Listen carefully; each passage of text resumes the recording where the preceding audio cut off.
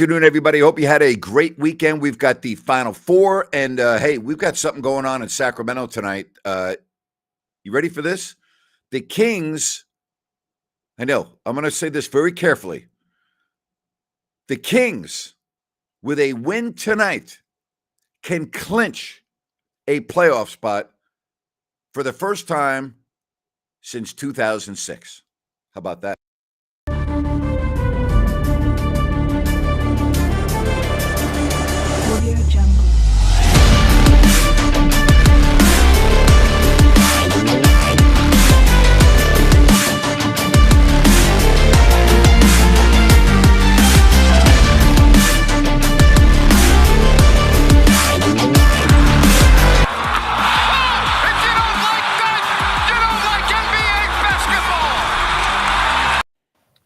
And it is so great to have Sean Salisbury here on this Monday. How are you, buddy?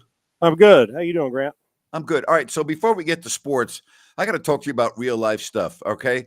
So I saw your tweet earlier this week about the 3 dogs that you basically rescued. Fill me in on this story, would you please? Well, Grant, my girl is a realtor, and 2 doors down, she was going to a showing at a home and open house, and heard dogs whining 2 doors down. So went to kind of look, and I'll just leave it this: when you got chained up, sweating in a garage, can't get food or water for days. Wow. In a dilapidated area that's nobody's living in it, and you've like basically thrown 3 dogs in there that are skin and bones, look like one right out of Scooby-Doo, you know, the skeletal, and then another one that's stuck in there, another one with scars on its face and looks like been scarred up for whatever reason, and one walking down the street, and it was all by chance, Grant. It's not we drove around. And so then I went back there and said, I can't do this. And I grew up in a family that loves animals and compassion. I'm trying to limit talking too much about it, because I'll get, like, when I posted it, I see red with this, Grant, I guess. I'll just be really transparent. When it comes to the abuse of children and women and animals, to the point where when I say lose it in my mind, my heart goes into I can't take it. And so when I found out about this, I immediately went over there, and we got dogs safe and secure. And there's one more that's now reared its head that's still, and I went back over after work today to make sure they didn't go back and put more there, because I don't know what's going on. But It was an abusive, neglected, horrible situation that these animals deserve. But I wouldn't put a rat where they had these animals. Wow. And it was 85 degrees. You got them locked up, and they're peeing and crapping in their own, where you got them locked up, and it's like, you can't do this. What is wrong with people? That's what I said. What is in the neighborhood? And I'm like, what are you people doing? Wow. And so, and listen, I don't meddle into anybody's business, but when it comes to this, that's not meddling. That's just human. Yeah. What they were going through is inhumane and like I said, not suited for a rat. And I was going there listen, Grant, one of these times, and I'm not a violent guy. I know you're not. But I will protect those who can't protect themselves. That's how I was raised. Right. And I went over there in mind. It wasn't going to be a kind conversation. I said, please let me one time catch the people who do this, just once. Yep. But, got them safe. But it's so gut wrenching for me, because if I can find the next one, 4th one, it's coming home with me, and I'll take it right to the vet and make sure everything's okay. But I can't, like I said, it's not like I go around searching. I'm not Gladys Kravitz on Bewitched and go around bothering people, but I will go around searching for safety. I can tell you that, for people and animals that can't protect themselves. And in this case, and the fear you see in their eyes when you see them, and the sad, I can't take it, man. I just can't. And anybody that can't protect themselves, I don't know what my calling in life is, but I will tell you this. And I told the police when they got there, I said, I don't know what you're going to do about this when they got there in the fire. I said, but I can tell you this, that if something doesn't get done, I'm willing to get my hand slapped if it means breaking and entering that garage or that home.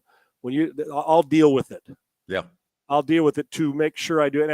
And fortunately didn't quite get to that, but I was a step away from doing that. And so Grant, The reason I don't get too deep into it, because the emotions for me, I can't take it. So I left work today and went back over there, and I'll be damned if I don't see another dog walking the streets and take it. And nobody, and this dog, I brought treats, and the dog became my friend. And I'm like, what is going on in this fucking neighborhood? Yeah. And so they're safe, Grant, and they're well and fed. And I just I'm sickened by it. And now I got to make it, and I may go back there tonight to see if I can find the one who finds its way back. It's just crazy, but 3 are secure and safe. But it just happened. It was by chance, Grant, by chance of hearing the dog whimper, and then slid water under the door, lifted the garage up to slide water before you could get in it. And do you realize in 20 minutes, this dog drank 1 gallon of water? Wow. 20 minutes. Wow. A gallon, which tells you that they're in not only in harm's way, but in a very agitated. They are now. Then they get into the point where they are on staying alive alert, right?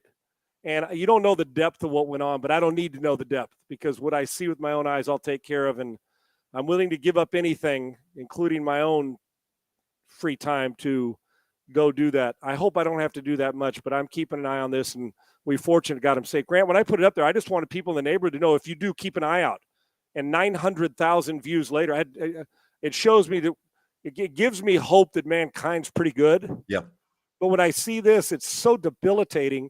And then we see what happens. And this isn't to take away from what happened in Tennessee, because this was over the weekend. And I know what you were talking about the weekend, what happened in Tennessee. I just, human kindness. I just don't understand the depth of people who can do this to these animals, and then obviously today do this to human beings. I just, I can't take it. So I'm sorry for I'm no. Hey, listen, I bring this up, but I just can't do it, man. And fortunately, but you know what? But there's thousands more. The reason why I brought this up is you're one of the most genuine, authentic people, because there are people that talk the talk and there are people that walk the walk. You talk the talk, you walk the walk. Okay. We've talked so often about what you did for Russell on that Christmas morning, driving in Texas, from Dallas to Houston. And there aren't many people that would have done what you did. And listen, you're not a guy, you're not one to pat yourself on the back. So if I don't talk about this, you're not going to talk about that. All right. I talk about what happened in the hurricane when you went to, the church, what used to be the Summit, okay, in Houston.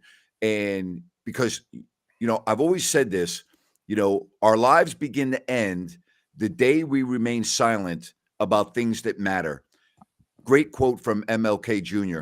Mm-hmm. And there are so many people, Sean, that see things that are wrong, but they don't do anything about it.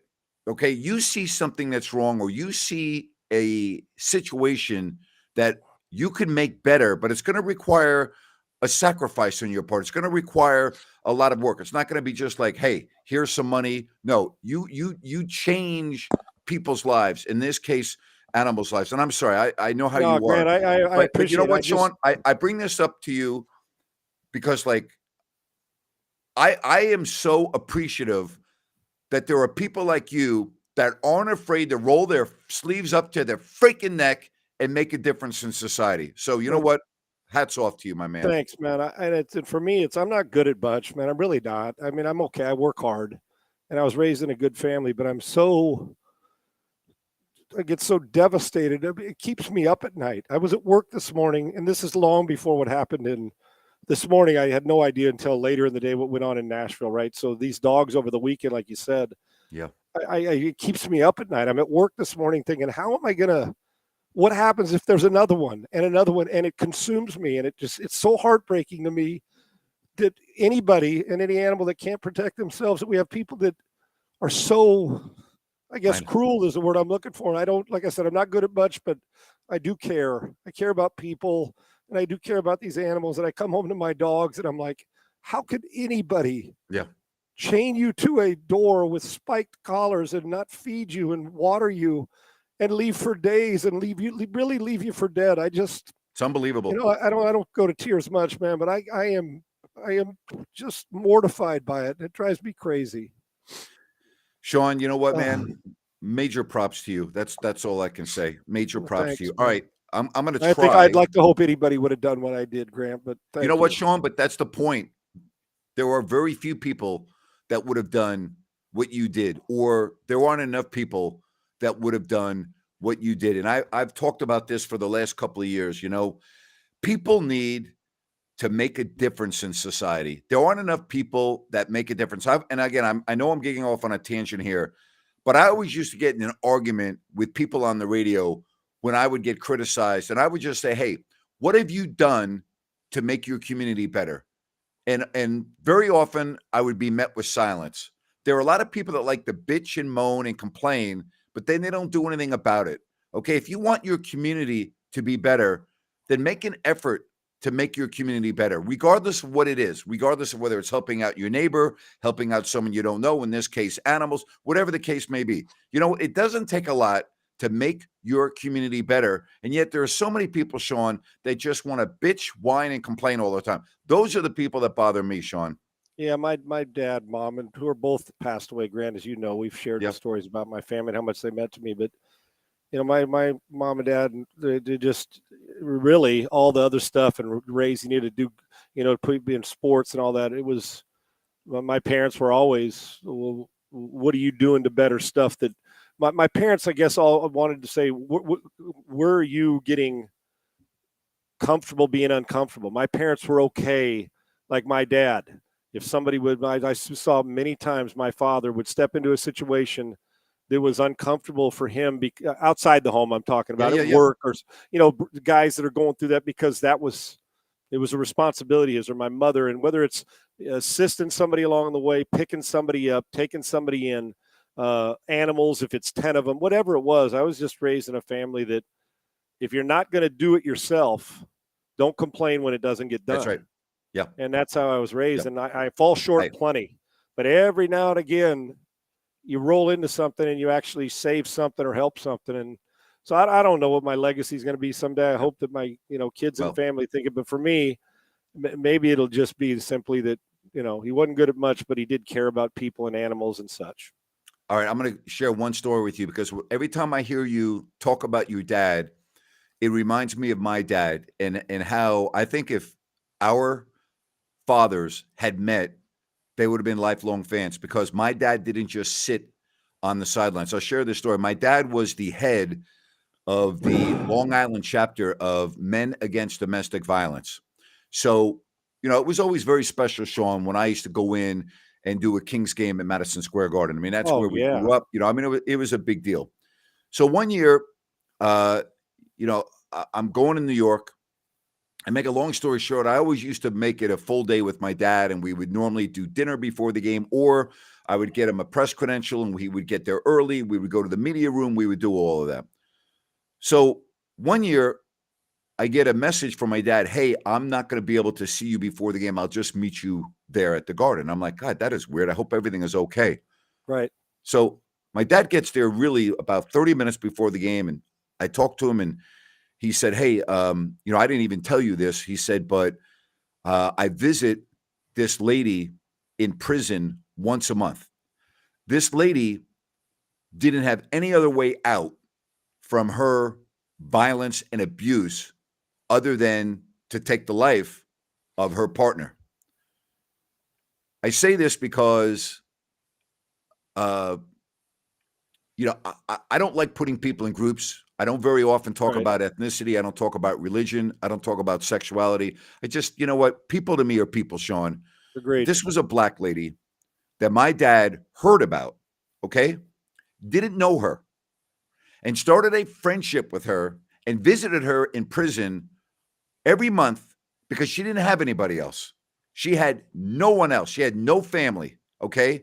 And I was just thinking about, how many people, Sean, okay, when I hear stories about your dad and your mom, when I hear about how you were raised, and I see what you do, how many people would do what your dad did, what my dad did? How many people, Sean, do you think would have, just reached out, figured out, okay, I need to help this person because she doesn't have anybody, okay? Right. He's the head of Men Against Domestic Violence, and he didn't even really tell. Not a lot of people knew what he was doing. I didn't even know what he was doing, and I'm his son. He just did it because he felt it was the right thing to do. So when I hear stories about people making a difference, Just even as something as, listen, I'm sorry, people are probably, there are some people that are probably going, gee, we got so many problems in our society with people, and we're making a big deal about animals. No, the point is you make a difference. Okay. Animals, people, you make a difference. I grew up, Sean, like you did. I grew up saying, you know what? My dad taught me you make a difference in society. You make a difference in your community, no matter how big or how small. Get off your ass and help people. So I just, or in this case, animals. I just respect the hell out of you, Sean. And Grant, there's plenty of time for sports. I love hearing stories about your father and what he meant to you, and anybody who shares it, because, I miss him dearly. I would have asked him, Dad, what should I do before I went over there, and I was asked a question the other day on my show, and this is honest to God truth. Grant, one thing I'm pretty transparent, and I am honest in when I tell you when I've screwed up or when I haven't, right? Yeah. Or when I make a mistake. And yep. Somebody asked me the other day, because they were kind of laughing about my memory about old sports and basketball and baseball, and like, dude, I always call myself a wealth of useless knowledge. Like, where did you come up with that? I said, I don't know. I can remember. And they asked me, and I said, what's scary about it? It's crazy. And speaking of our parents and the way we were raised, is I didn't remember, and I can't tell you, and Grant, I have a mind like a steel trap, but about my own stuff, I didn't know who caught my first touchdown pass in the NFL. Promise to God. Wow. This was in the middle last week and they said Chris Carter caught like a 28-yard. I said, oh, okay, that's right. I did not remember it. And I was raised, and you know what, Grant? I'll tell you what I do remember. And shame on me, and you're right, some people maybe not hold animals in regard. And it was just, like I said, somebody asked me, well, Sean, do you go and rescue? I'll rescue if I'm around and they need. I'll do whatever I have to.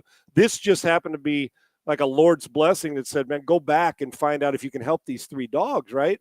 For whatever reason. And I did. It wasn't anything more than, how could somebody do this? And I think, I don't remember that, but I do remember the opportunities and the times I've missed out on making a difference. I do. I can think about the times I did, but I think I had a chance, and I left it on the table. I should have driven that extra 50 miles to get to that person or that dog or whatever it is. Yep. And I've missed plenty of them. And what a coward I would have been. And boy, would I have disappointed my pops. Had I not have gone on Saturday. I had plans. We had a place to go. And that's not a pat on the back, but had I not just said, well, I'll go tomorrow, they would have been gone or even abused more. Something would have happened, I know. And I've missed out on too many opportunities. And my dad would have, boy, what are you doing? You had an opportunity to go, and it wouldn't have been pretty. And he wouldn't have had to say much. And, I guess I keep that in mind at this point. And I fall short so often. So I just try not to miss an opportunity if I can. And it doesn't always have to be money.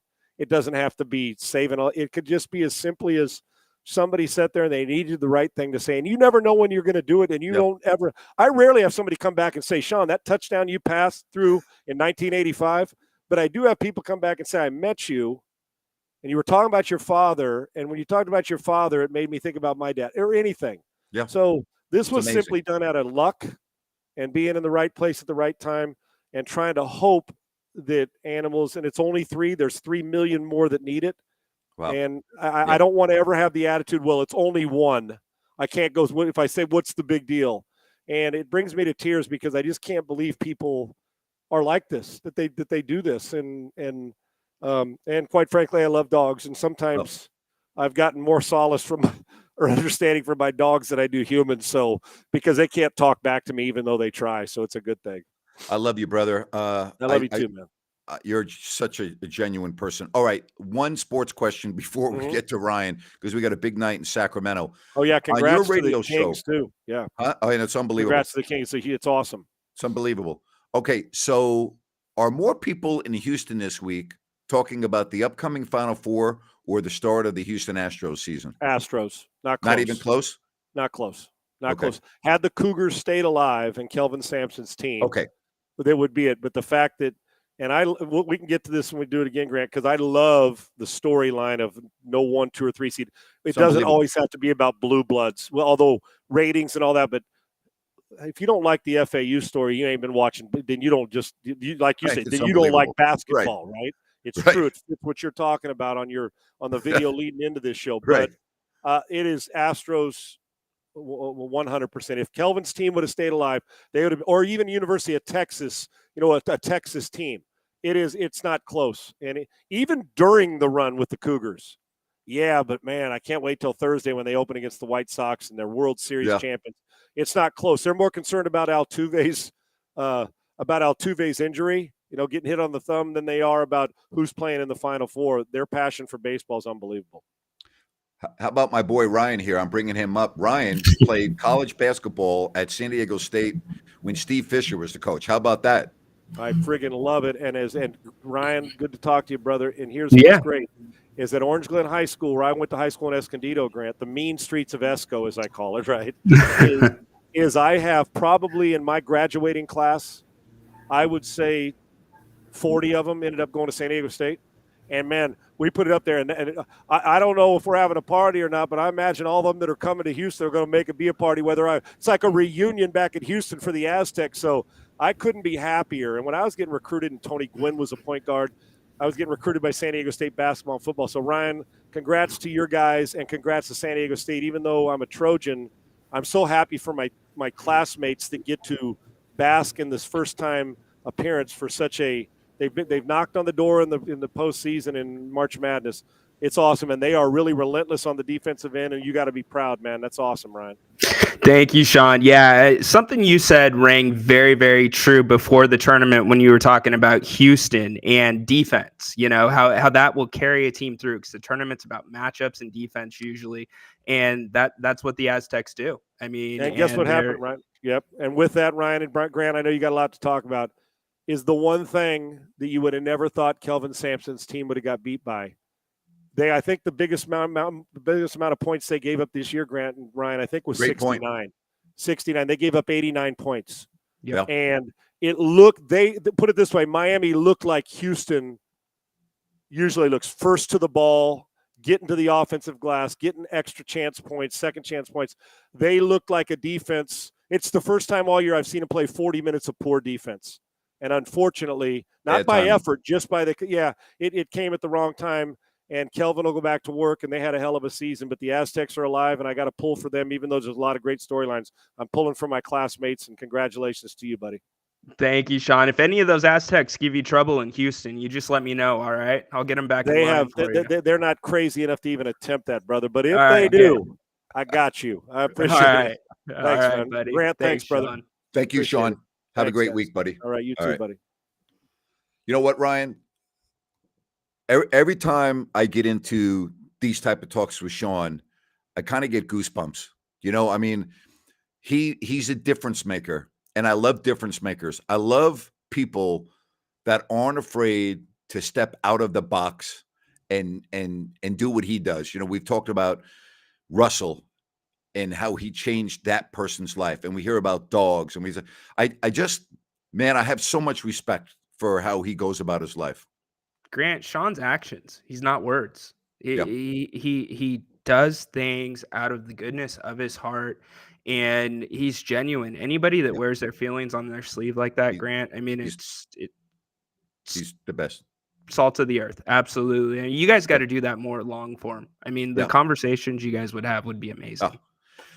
Well, we're a couple of hours away from what could be as special of a night that we've had in Sacramento, other than the night we found out the Kings were staying, and not moving since 2006. And Karl Anthony Towns is not playing. It looks like Anthony Edwards is not playing. I want to see not only the Kings win this game, and I know we've been down this road before where the Kings have not played well against teams that are shorthanded and coming off, a game the night before. But I would love to see the Kings just steamroll the Timberwolves tonight. What an atmosphere that's going to be in Sacramento.